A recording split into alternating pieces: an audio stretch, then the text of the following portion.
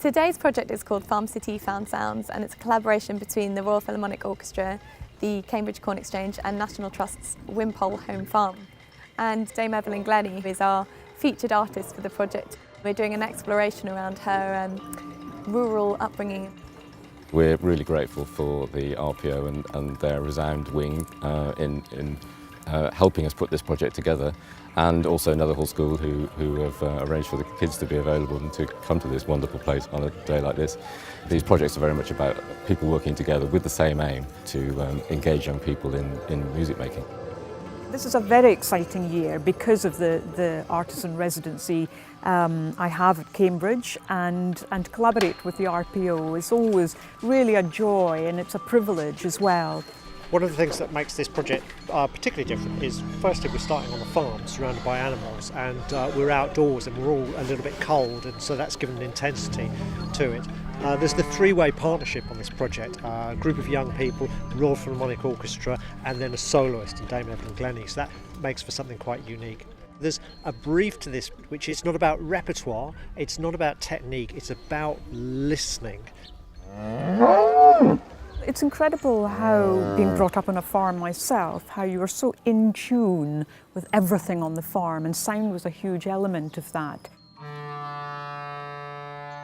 This whole project, working with our young people, who all play instruments, by the way, but it's really for them to think outside of the box as regards to, well, what is this instrument and what can I do with it? And this is where, you know, the chance to record these sounds and to be aware of a whole sort of sound world that they may not have realised before. So it doesn't matter how they create that sound, it's just having the guts to think, well, what if, you know, and actually try things out.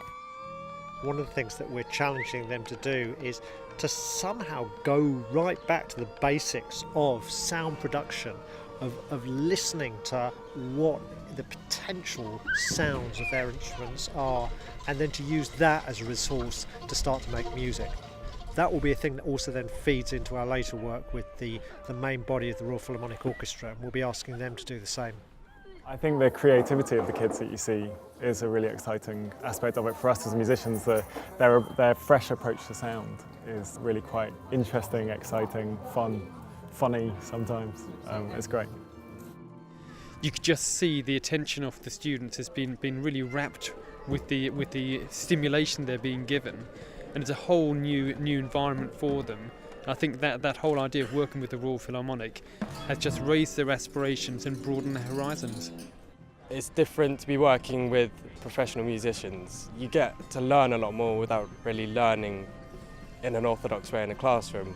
We're just kind of being creative, and it's working quite well.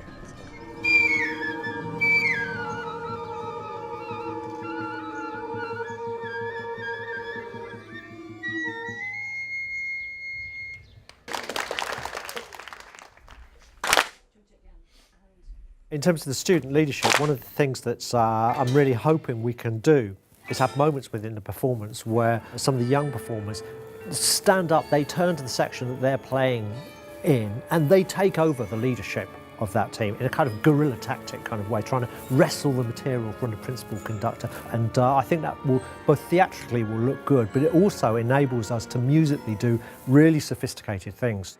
This piece is going to start out with some quite raw sonic material, sound that we've discovered and we've found and we're exploring.